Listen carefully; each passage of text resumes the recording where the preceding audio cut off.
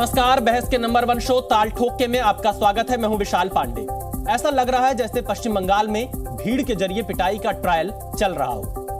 5 जनवरी को उत्तरी 24 परगना में रेड करने गई ईडी की टीम पर हमला हुआ।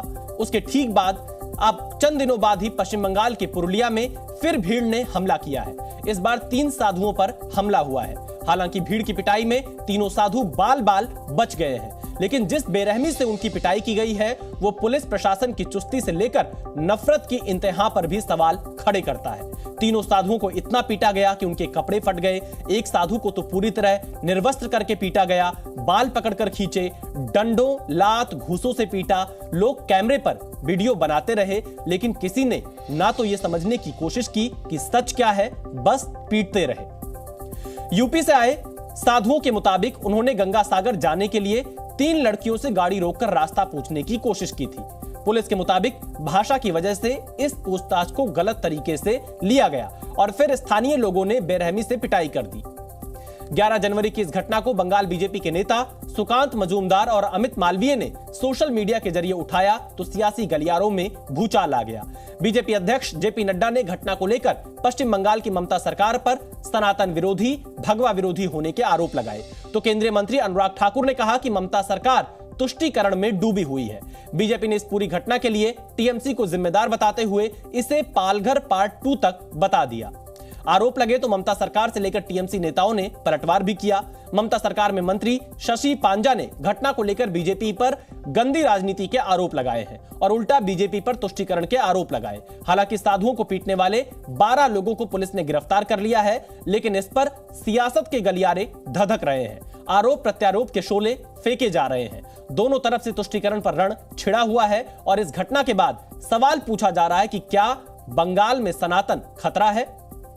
जैसे हम जा रहे थे गंगा सागर के लिए, रास्ते में अचानक गाड़ी को रोका, हम लोगों के साथ में धक्का मुक्की की और मारपीट की और गाड़ी को तोड़ कर। ममता जी के राज में हमारे साधुओं की वहाँ पर पिटाई हो गई।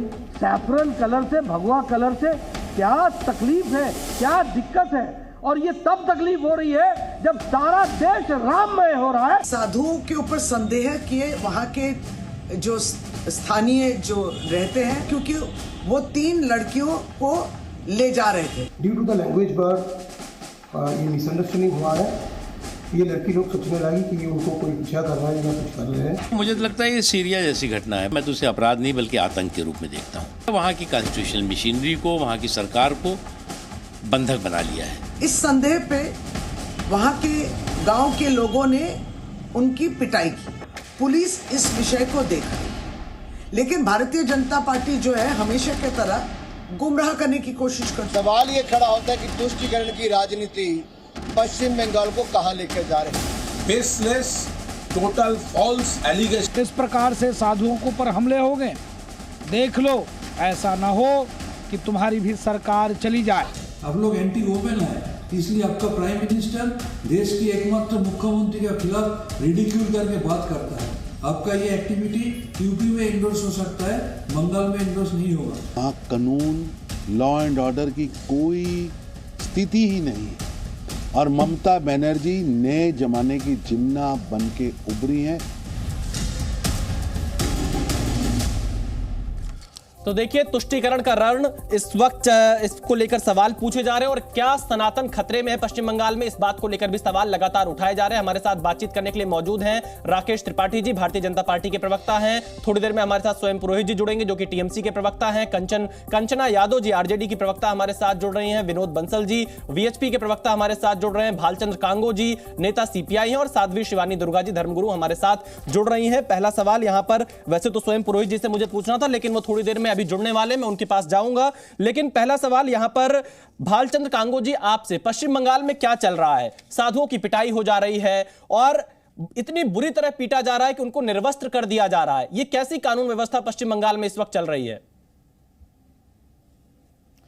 देखिए, आप सिर्फ पश्चिम बंगाल का सवाल पूछ रहे हैं, अपने देश में क्या चल रहा है। बिल्किस बानो केस में सुप्रीम कोर्ट ने गुजरात गवर्नमेंट के बारे में क्या कहा? कल ही यूपी में एक स्कूल के टीचर के बारे में, यूपी गवर्नमेंट के बारे में सुप्रीम कोर्ट ने क्या कहा? बालचंद्र कांगो जी, आप पश्चिम बंगाल देश की तो भालचंद्र कांगो जी, मैं आपकी बात सुन रहा हूं। देखिए, क्योंकि हमारा मुद्दा आज पूरे पश्चिम देश बंगाल में, के डिबेट पर है। देखिए मेरे पास आने दीजिए, आप सवालों को घुमाकर आप अलग अलग जगह की चर्चा करके इस सवाल से कैसे बच सकते हैं? साधुओं को क्यों पीटा जा रहा है पश्चिम बंगाल में? मैं कवाल से, देखो मैं सवाल से नहीं पीटा जा रहा हूं, मैं ये कह रहा हूं कि पीटा नहीं, भाग रहे हैं। मैं ये कह रहा हूं आप सवाल को गुमराह कर रहे हैं।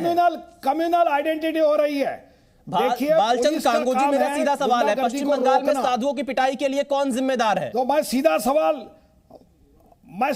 पूछ रहा हूं, वो पुलिस का काम है, मेरा और आपका काम नहीं है। भालचंद्र कांगो जी, आप पश्चिम बंगाल में जो हुआ, हम सिर्फ इतना ही, आप इस घटना के बारे में क्या कहेंगे? पुलिस ने क्यों नहीं पकड़ा? आप राजनीति करते हैं, सियासत में हैं, आपकी कोई तो राय होगी, आपकी कोई तो बात होगी।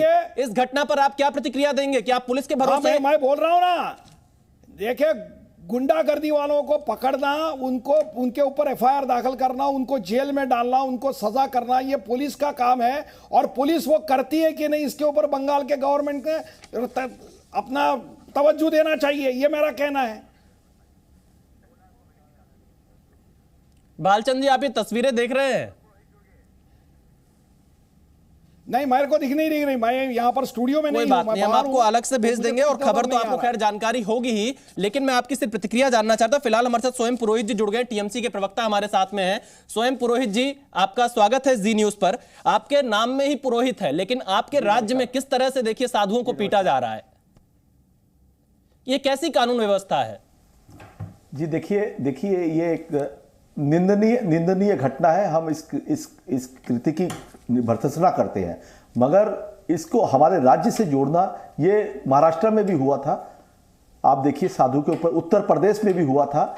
इस तरह के हम किसी राज्य की बात नहीं करते, ये कहीं भी हो, किसी भी व्यक्ति को, नॉट ओनली साधु, किसी भी व्यक्ति पे अगर किसी तरह की हिंसा होती है, उसका हम पुरजोर विरोध करते हैं। पश्चिम बंगाल के अंदर में आपको ये देखना है कि साधु इस साल नहीं, 2011 में जब से हमारी सरकार बनी है, गंगा सागर में प्रतिवर्ष लाखों की तादाद में करीब 40 से 50 लाख लोग पिछले हफ्ते भर से आ रहे हैं पश्चिम बंगाल के अंदर में।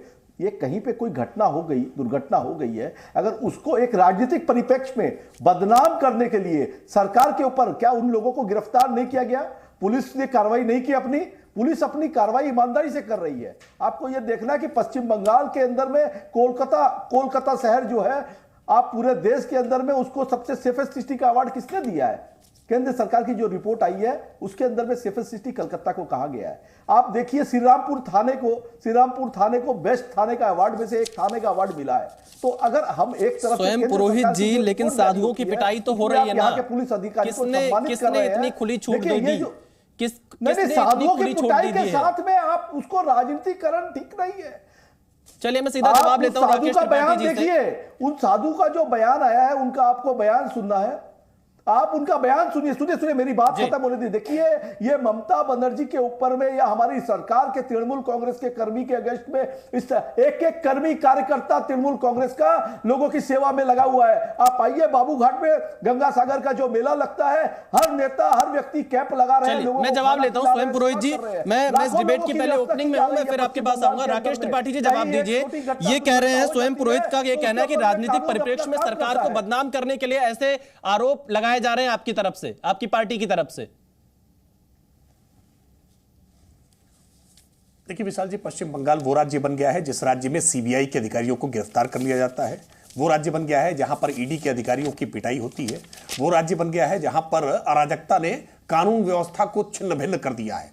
मैं देख रहा था दृश्य कि गाड़ी पलटी जा रही थी। ये केवल गाड़ी नहीं पलटी जा रही थी साधुओं की, वास्तविकता में कानून व्यवस्था को पूरी तरह से पलट करके रख दिया है। और ये क्यों हो रहा है? जब ममता सरकार की ममता इन अपराधियों पर, अराजकता करने वालों पर, इन मजहबी तुष्टीकरण के लिए चलेगी तो निश्चित तौर पर परिणाम इसी तरह के आएंगे।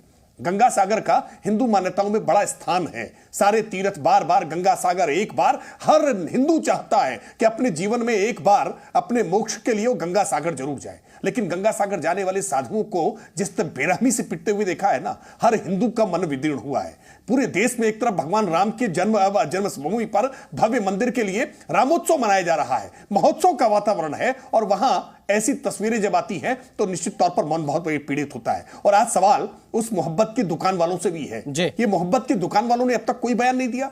ये इंडिया अलायंस के नेताओं के अब तक कोई बयान निकल करके नहीं आए।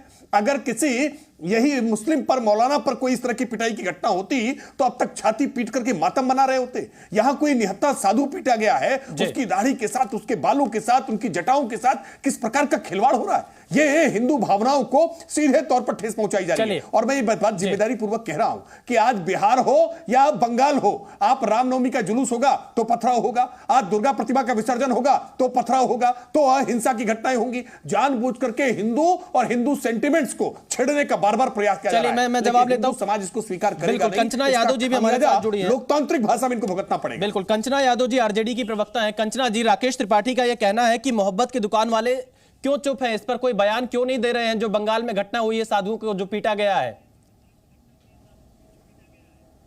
देखिए, मुझे लगता है कि राकेश त्रिपाठी जी के कुछ बातों का जवाब बहुत क्लियर दे देना चाहिए।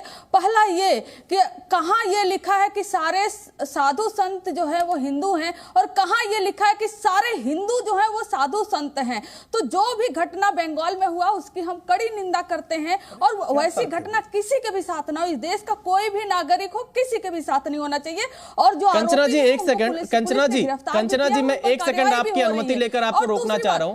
कंचना जी, एक सेकंड आपकी अनुमति से, क्योंकि एक मैं स्पष्टीकरण आपका चाहता हूं। आप ये कह रही हैं कि सारे साधु कहां हिंदू हैं, मतलब इस लाइन को थोड़ा आप हमें समझा पाएंगी? साधु संत फिर क्या होते हैं? नहीं, देखिए, बुद्ध धर्म में भी, जैन धर्म में भी जो मॉन्क का, जो साधु धर्म का मतलब होता है, साधु का मतलब होता है कि सारी इच्छाओं जो दुनिया है वो त्याग कर अपना जो उनकी तपस्या होता है उसमें लग जाना। तो वो तपस्या में जा रहे थे वहां पर। साधु संत का पश्चिम बंगाल में जिनकी पिटाई हुई है वो लोग कौन है? साधु संघ हर धर्म में भी होते हैं। कंचना जी, पश्चिम बंगाल में जिनकी पिटाई हुई है वो लोग कौन है?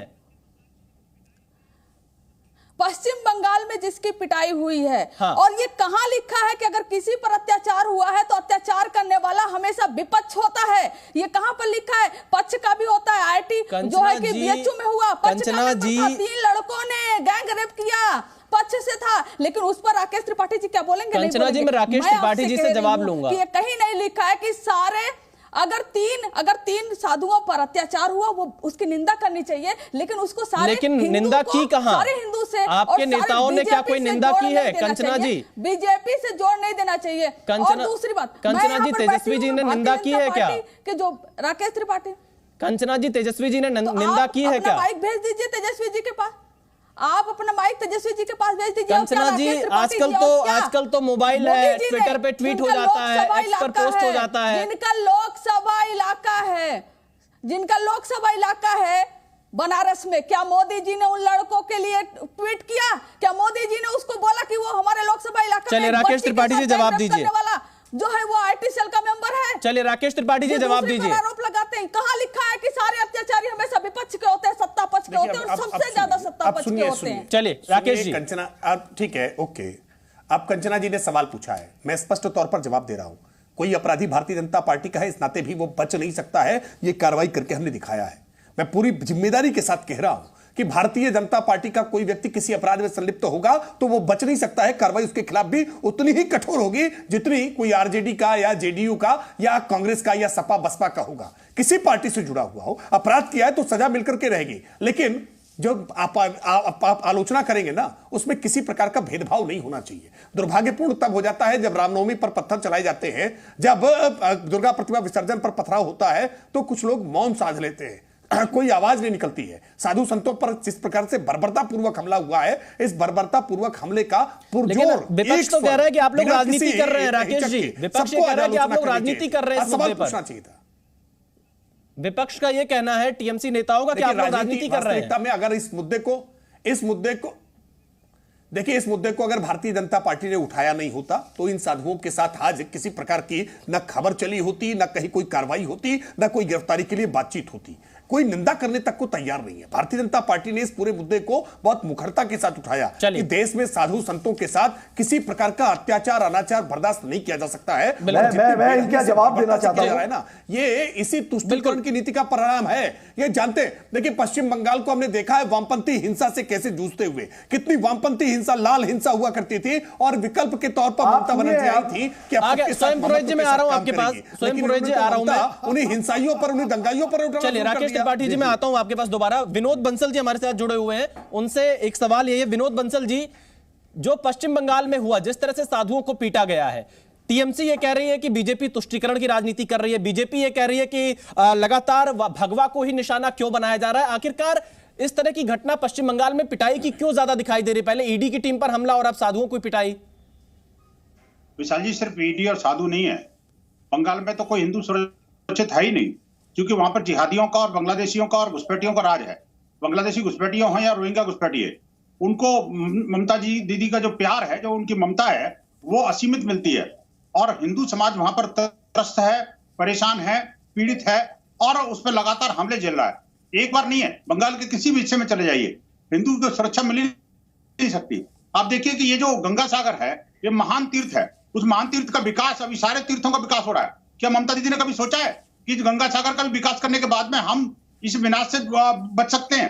लेकिन नहीं, क्योंकि ये हिंदुओं का तीर्थ स्थल है, उसका नहीं करेंगे विकास। आप देखिए, दूसरी बात ये कि आप जिसने ये जो अपने पुरलिया ने पालघर की याद दिला दी है, मैं तो कहूंगा विशाल जी आपके माध्यम से कि आप जो है ना, वास्तव में बंगाल फाइल बनाने की जरूरत है।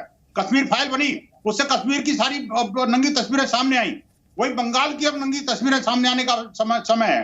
अब आवश्यकता इस बात की है कि किस तरह से पूज्य संतों की तरह स्वामी विवेकानंद है ना, स्वामी रामकृष्ण परमहंस और ऐसे ऐसे पूज्य संत हैं जो कि इस बंगाल की पावन भूमि को पवित्र करते रहे, उसी पावन भूमि पर इस तरह का कलंक निस्संदेह संपूर्ण विश्व में एक परेशान करने वाला है। मैं स्वयं पुरोहित जी से जवाब लेता हूं आपके सवालों पर, और राकेश त्रिपाठी जी ने जो सवाल उठाए थे। स्वयं पुरोहित जी, बीजेपी का यह कहना है कि अराजकता, कानून व्यवस्था पश्चिम बंगाल की पहचान है, और विश्व हिंदू परिषद ये कह रही है कि हिंदू सुरक्षित नहीं है पश्चिम बंगाल में।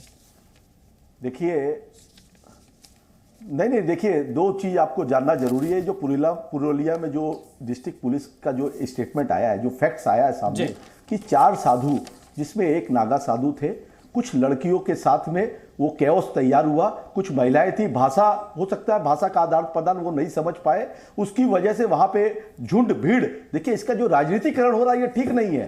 इसका जो राजनीतिकरण भारतीय जनता पार्टी है, इनको नोटिस रखनी है।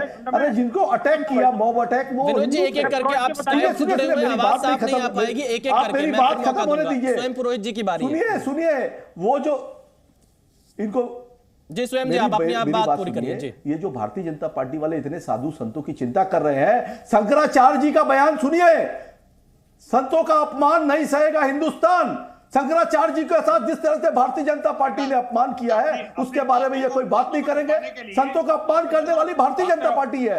देखिए, इनको राजनीति नोटिस रखनी है। अभी ये हमला करने वाले लोग मुसलमान नहीं है, वो भी हिंदू है। देखिए, कोई नारी अगर लड़की जा रही है, स्वयं पुरोहित जी, पता है आज की विनोद बंसल जी मैं आपके पास आ रहा हूं, विनोद बंसल जी मैं आपके पास आऊंगा, एक-एक करके ये बीच में बोलेंगे, ये बीच में बोलेंगे, स्वयं पुरोहित जी मैं बंसल जी को भी रोक रहा हूं। ये बहुत देर अपनी बयानबाजी, नहीं, मैं आपका ही मौका है, लेकिन मुझे ये बताइए सर, कहां आप हिंदू और मुसलमान आपकी बात का जवाब दे रहा हूं। आरोप हमारे ऊपर लग रहे हैं, आपके ऊपर आरोप लग रहा है, मैं वही पूछ रहा हूं, भारतीय जनता पार्टी हिंदू मुसलमान कहां से ला रहे हैं? आप ही ने भी बोला है, आप हिंदू मुसलमान कहां से ला रहे हैं? हिंदू मुसलमान भारतीय जनता पार्टी लग रही है कि यहाँ पे हिंदू मुसलमान, रोहिंग्या मुसलमान, बांग्लादेशी, ये सब शब्द कौन यूज कर रहा है? ये भारतीय जनता पार्टी कर रही है। केंद्र में आपकी सरकार बैठी है 10 साल से, रोहिंग्या आपके शासनकाल में बड़े हैं बंगाल। सुनिए मेरी बात सुनिए, लोग गिरफ्तार हुए और भारतीय जनता पार्टी। चलिए स्वयं पुरोहित जी, मैं विनोद बंसल जी का जवाब ले लेता हूं। भारतीय जनता पार्टी, सुनिए, इनको संतों से कुछ लेना देना नहीं है। मोदी जी, अगर भारतीय जनता पार्टी को संतों से लेना देना है, आप 30 सेकंड स्वयं पुरोहित जी को दीजिए, मैं आपके पास आऊंगा एक-एक करके। क्यों नहीं करवाया जा रहा है भूमि पूजन शंकराचार्य जी से? भारतीय जनता पार्टी, चलिए मैं हमारे साथ साध्वी शिवानी दुर्गा भी जुड़ रही हैं। साध्वी शिवानी दुर्गा जी भी हमारे साथ जुड़ रही है, धर्मगुरु हैं। साध्वी शिवानी दुर्गा जी, आपने पूरे डिबेट को सुना और पश्चिम बंगाल की घटना को देखा, एक संत होने के नाते आपकी प्रतिक्रिया क्या है? आपने दोनों पक्षों को सुना, कौन राजनीति कर रहा है? हर हर महादेव।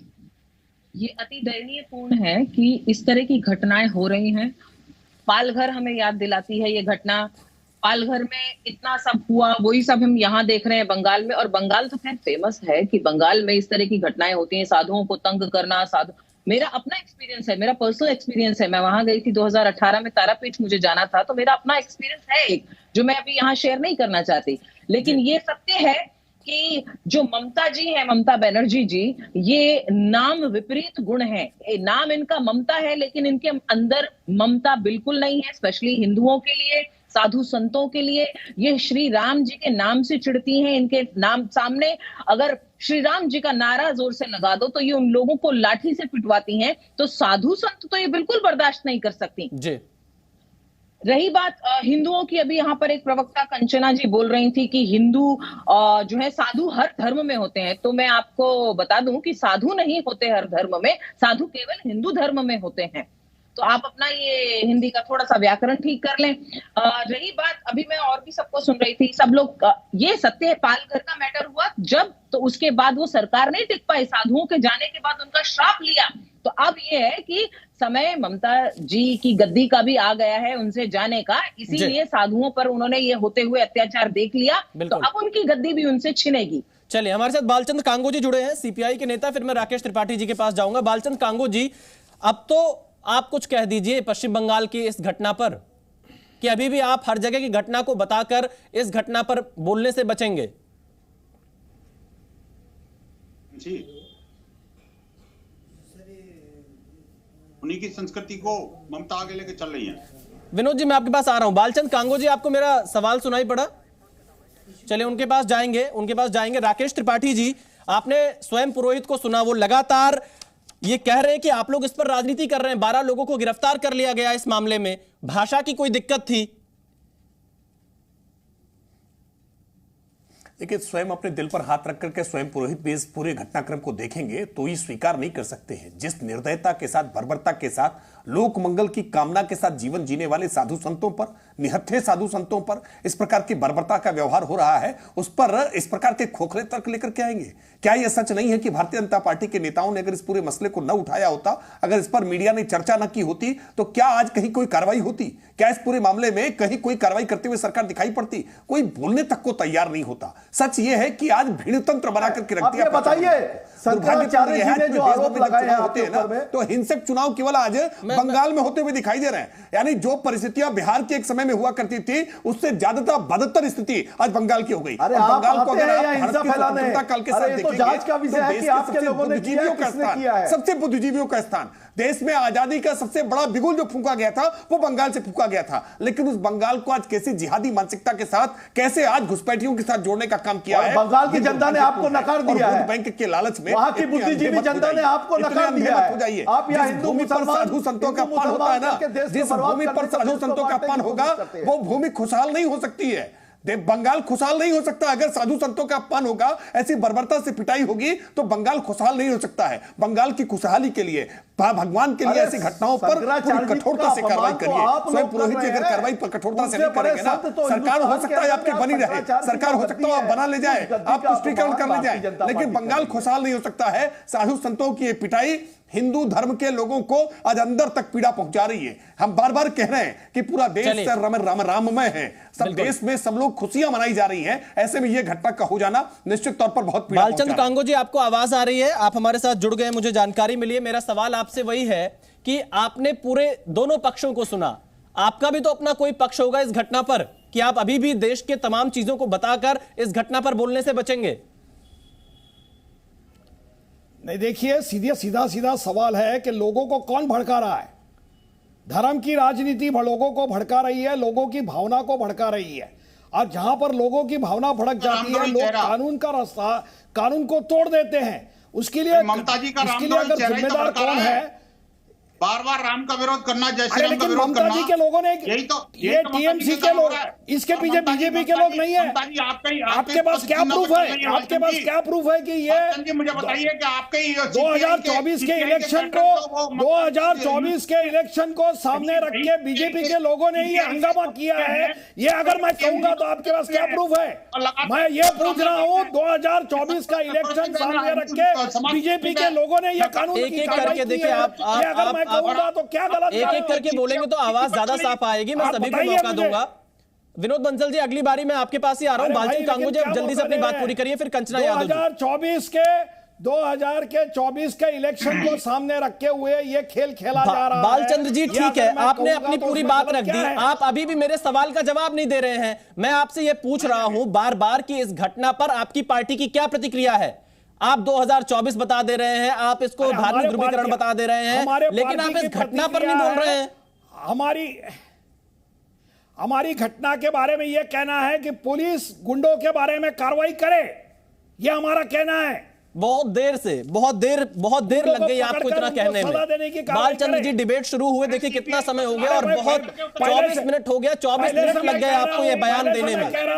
बालचंद्र जी 24 मिनट लग गए आपको ये बयान देने में। पहले से बताओ ना। अरे भाई आप अभी सुन रहे हैं, मैंने पहले भी वही कहा था, आप अभी सुन रहे हैं उसको मैं क्या। चलिए बालचंद्र जी कोई बात नहीं, विनोद बंसल जी आपको बीजेपी की बात ही सुनना है तो नहीं बालचंद्र जी मैं पूरा मौका दे रहा हूं आपको, आप ऐसी बातें मत करिए, पूरा मौका दे रहा हूं। इस वक्त देखिए एक बड़ी खबर आ रही है, बीजेपी अध्यक्ष जेपी नड्डा ने विपक्ष पर निशाना साधा है। जेपी नड्डा ने कहा कि विपक्ष का एजेंडा परिवार और प्रॉपर्टी बचाओ।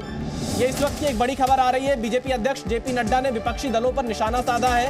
जेपी नड्डा ने कहा कि विपक्ष का एजेंडा परिवार और प्रॉपर्टी बचाओ। एक इंडी अलायंस है ना, इंडी अलायंस सुना है ना नाम, तो उसकी मीटिंग चल रही है। मैंने कहा कहाँ मीटिंग चल रही है, मैं फोटो वोटो देखने लगा, बोला नहीं ये वर्चुअल मीटिंग हो रही है। मैंने कहा बहुत सही वर्चुअल मीटिंग हो रही है, क्योंकि वर्चुअल अलायंस वर्चुअल मीटिंग ही करेगा। तो कंचना यादव जी, जेपी नड्डा का यह कहना है कि वर्चुअल अलायंस वर्चुअल बैठक ही करेगा और इंडिया अलायंस का दो ही एजेंडा है, परिवार बचाओ प्रॉपर्टी बचाओ। क्या प्रतिक्रिया है आपकी कंचना यादव जी? देखिए इस पर मेरी प्रतिक्रिया क्या दूं उनको जिनके पास ना कोई मुद्दा है और जो कहते हैं नियत ना कोई नियत है। दरअसल इनकी न चाल सही है, न चरित्र सही है और ना इनके पास गवर्नेंस का रिपोर्ट कार्ड है। तो ये क्या करेंगे 2024 के इलेक्शन में? ये इंडिया अलायंस पर तंज कसेंगे और पूरा धर्म के आस्था के को बेचकर 2024 का इलेक्शन लड़ेंगे। यही इनके पास दो चीज है, इंडिया अलायंस पर तंज कसना, दूसरा आस्था और राम को बेचकर 2024 का इलेक्शन लड़ना। और इससे ज्यादा इनके पास है क्या?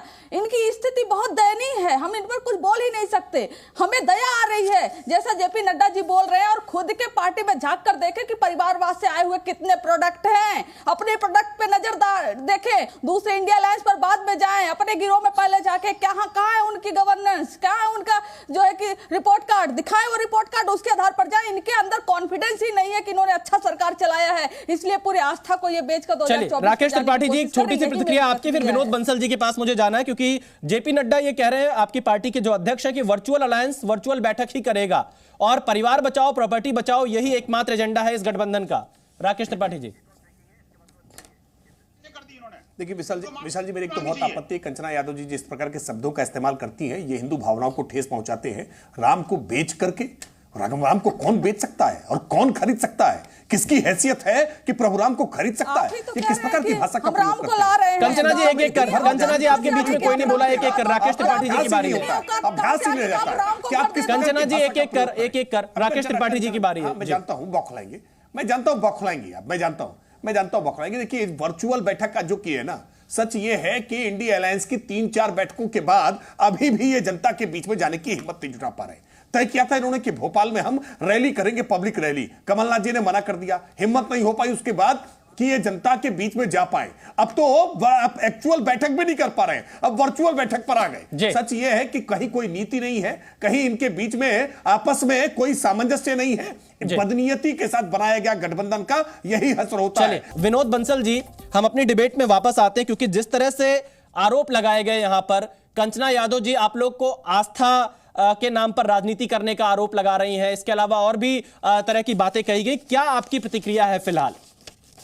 देखिए सबसे पहले तो विशाल जी मैं बता दूं, कंचना जी मुझे वैसे तो विदुषी लगती हैं, प्रवक्ता तो विदुषी हैं, लेकिन जिस तरह की इनकी पार्टी की भावना है उस भावना के अनुरूप आज इन्होंने राम को बेचने वाले शब्द जो प्रयोग किए हैं, इससे वास्तव में मेरे बहुत अंदर तक एक वेदना हुई है। ऐसा लगा जैसे खंजर घोंप दिया इन्होंने। ये बहुत गलत बात है। कम से कम ऐसी विदुषी को, महिला को ऐसा नहीं बोलना चाहिए। मैं एक समझ रहा था कि आरजेडी के अंदर कोई तो है जो थोड़ा सा पढ़ के आता है, कोई समझ के आता है, लेकिन समझ में नहीं आता कि इनकी भी बुद्धि इस तरह से उनके कारण बिक जाएगी, ऐसा मैं सोच नहीं सकता था। क्षमा चाहता हूं बहन जी, लेकिन ये बात आपको तुरंत वापस लेनी चाहिए, आपको माफी मांगनी चाहिए। और एक दूसरी बात यह कि देखिए राम को बेच कोई नहीं सकता, ये जिस तरह से आपके जो शिक्षा मंत्री हैं, नालंदा जैसे महान विश्वविद्यालय के अंदर अशिक्षा का पाठ पढ़ा रहे हैं और विद्यार्थियों को भड़का रहे हैं, और आपके जो समधी वाले वो अपने दल है, वो समधियों का दल जो है रामायण को फाड़ रहा है, रामचरितमानस पर कीचड़ उछाल रहा है, यही आपके ये पार्टी के ताबूत की आखिरी कील साबित होगी। जिस तरह से आप जो है ना हिंदू संतों पर हिंदू संतों की हत्या करने का प्रयास करने वाले टीएमसी के गुंडों को बचाने का प्रयास कर रही हैं, वो भी ठीक नहीं है। आप देखिए कि ये जो अगर हत्यारों को जब तक बचाएंगे और ये जो अपराधियों को बचाएंगे, तो अपराधियों को बचाने वाला भी एक न एक दिन शिकार बनता है, याद रखना। बिल्कुल बिल्कुल। मैं स्वयं पुरोहित जी से अगला सवाल लेता हूं। स्वयं पुरोहित जी, दूसरी बात ये कि ये जो स्वयं पुरोहित है, स्वयं पुरोहित पता नहीं समझ में नहीं आता है तो पुरोहित, और बात जो है ना संतों के खिलाफ बोल रहे हैं। मैं कहता हूँ ये जो 12 लोग हैं, इन पर जो अपराधी जिनको अरेस्ट किया गया है, आप बताइए कौन सी धारा बात कर रहे हैं? कौन संत क्या खिलाफ बात बोली है? क्या खिलाफ बात बोली है? संतों के कैसी बात कर रहे हैं? क्या खिलाफ बात बोली है? क्या खिलाफत बात बोली है?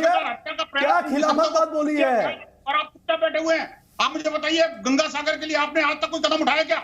गंगा सागर ऐसा तीर्थ स्थल है जो आप राजनीतिक रोटियां सेकने आए हैं, इसके विषय में इससे कुछ लाभ नहीं होने वाला है। बंगाल की जनता ने पश्चिम बंगाल से आपको नकार दिया है, बंगाल की जनता ने आपको नकार दिया है। अब आप देखिए सुरक्षित नहीं है, जहाँ श्रद्धालु सुरक्षित नहीं है। आखिरकार देखिए, स्वयं पुरोहित जी आपको याद होगा, अरे 50 लाख लोग डुबकी लगाते हैं गंगा सागर में। कैसी बात कर रहे हैं आप? लोग को कुछ नहीं पता है। आप फैक्ट्स के आधारित बात करें। आप फैक्ट्स के 12 लोगों को गिरफ्तार किया गया है, आपको कुछ नहीं पता है, आप बकवास कर रहे हैं। नहीं, देखिए स्वयं पुरोहित जी स्वयं बकवास करना है और अपने से पूरे भारत के अंदर जो है।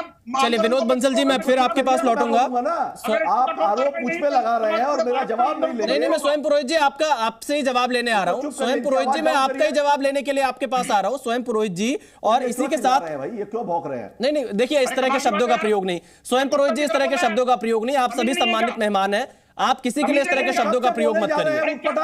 सुनिए नहीं, भौंकने जैसे शब्दों का प्रयोग नहीं किया जा सकता है, बिल्कुल नहीं किया जा सकता है। हम इस तरह की भाषा का समर्थन नहीं करते हैं, ये आपकी निजी राय हो सकती है। जाति, मेरी बात सुनिए, मेरी जाति के ऊपर अगर सवाल उठाएंगे, मेरी निष्ठा पे, मेरी देशभक्ति पे, मेरे धर्म पे सवाल उठाने का अधिकार भारतीय जनता पार्टी को नहीं। आप उसको शालीन भाषा में जवाब दे सकते हैं। मेरी बात सुनिए जी। आपको बंसल जी, मैं आपके पास आऊंगा। बंसल जी, देखिए आपकी बात पूरी हो गई, आप स्काइप के साथ जुड़े हुए, आवाज ओवरलैप होगी। स्वयं पुरोहित जी का जवाब आने दीजिए। स्वयं पुरोहित जी, नहीं, इनको बोलिए जरा कम से कम भाषा की मर्यादा रखें। मैंने बोला, मैंने टोका है। मैं सभी से निवेदन करता हूं, आप सभी से भाषा की मर्यादा बनाकर रखें। स्वयं पुरोहित जी, मैं सभी से निवेदन करता हूं, भाषा की मर्यादा बनाकर रखें। हिंदुस्तान जी, शंकराचार्य जी का अपमान भारतीय जनता पार्टी के नायक जो नेता है, जो प्रधानमंत्री है, वो कर रहे हैं ना। उनका अपमान किसने किया? आज शंकराचार्य जी का अपमान किसने किया? उस मुद्दे को भटकाने के लिए ये भारतीय जनता पार्टी की सुनियोजित साजिश है। पश्चिम बंगाल में करीब एक एक कर बंसल जी, देखिए आपने सवाल पूछा, उसका जवाब आ जाने दीजिए। विनोद बंसल जी, आपने जो सवाल पूछा उसका जवाब आ जाने दीजिए। किया गया है और इसकी सच्चाई सामने आएगी। कौन सी धारा लगाई है? वो 12 लोगों पर कौन सी धारा लगाई? मैं चैलेंज करता हूं, किसी एक पर भी 304 की धारा नहीं है। सुनिए ना, वो धारा कौन सी लगाई है? कोर्ट में चार्जशीट फाइल होगी, आपको पता चल जाएगा। टीवी चैनल में बकबक करने से नहीं होगा, नफरत फैलाने से नहीं होगा, और मानने वाले हिंदू हैं, ये आपको और बता देते हैं। देखिए स्वयं पुरोहित जी, एक सेकंड, बंसल जी, आपसे निवेदन है, एक सेकंड। स्वयं पुरोहित जी, आप इस डिबेट में 2 बार इस चीज को बता चुके कि मारने वाले भी हिंदू हैं। क्या किसी और धर्म के होते तो आप इसी सम्मान के साथ नाम ले रहे होते? आप नाम लेते उस धर्म का, अगर किसी और धर्म के होते? नहीं, सुनिए, नहीं, क्योंकि ये भारतीय जनता पार्टी वाले पुरोहित जी मुसलमान कर रहे हैं, ये मुसलमान कर रहे हैं, ये बंगाल के अंदर में स्वयं पुरोहित जी, अभी किसने बोला? आरएसएस और भारतीय जनता पार्टी कर रही है। स्वयं पुरोहित जी, अभी ये किसने बोला कि मारने वाले हिंदू धर्म के हैं, पिटाई करने वाले हिंदू धर्म से हैं?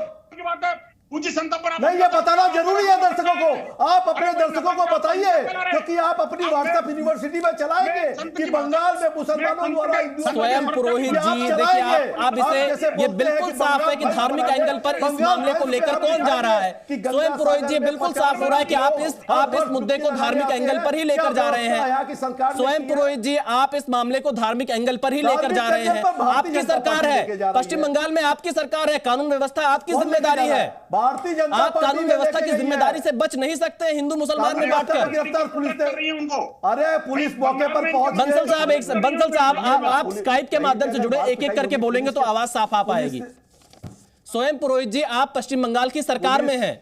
पुलिस मौके पर पहुंच करके 12 लोगों को, आप लेकिन कैसे इस तरह की भाषा का प्रयोग कर सकते हैं कि सभी हिंदू धर्म से ही है? प्रशासन ने अपना काम किया है, प्रशासन ने अपना काम बाकायदा, प्रशासन अपना काम कर रहा होता तो लोगों को पीटने की हिम्मत नहीं हो पाती। नहीं जाएगा। स्वयं पुरोहित जी, प्रशासन अपना काम कर रहा होता तो ईडी की टीम पर हमला नहीं होता। काम के लिए आप सरकार को, स्वयं पुरोहित जी, अगर प्रशासन आपका सही काम कर रहा होता, ईडी की टीम पर हमला नहीं होता, साधुओं की पिटाई नहीं होती। आपको यह स्वीकार करना पड़ेगा, आपको यह स्वीकार करना पड़ेगा कि कानून व्यवस्था खराब है पश्चिम बंगाल में। राकेश त्रिपाठी जी, जवाब दीजिए। तब ये हिंदू मुसलमान करने की कोशिश। स्वयं पुरोहित जी के सवालों का जवाब दीजिए। राकेश त्रिपाठी जी कह रहे हैं कि पीटने वाले भी हिंदू हैं, पीटने वाले भी हिंदू हैं, लोग हैं। ये तो देश में हिंदू मुसलमान करते हैं। अब स्वयं जी सुनिए, अब सुनिए। स्वयं पुरोहित जी जितना उद्वेलित हो गए, जितना इनको बातें चुभ गई, काश कि ये वीडियो देख करके, ये दृश्य देख करके इनको चुभा होता, काश ये उतना उद्वेलित हुए होते। शंकराचार्य के मुद्दे पे आप बात करिए, तो अब तक कि शंकराचार्य जी का जो बयान है 2500 स्वयं जी, मैं इस पे भी जवाब ले लूंगा। आपने सवाल पूछा, मैं राकेश त्रिपाठी से इस पे भी जवाब ले लूंगा, लेकिन एक एक कर सुनिए। स्वयं जी, राम मंदिर के मुद्दे, स्वयं पुरोहित जी, एक एक करके मैं आपके सवाल का भी जवाब लूंगा।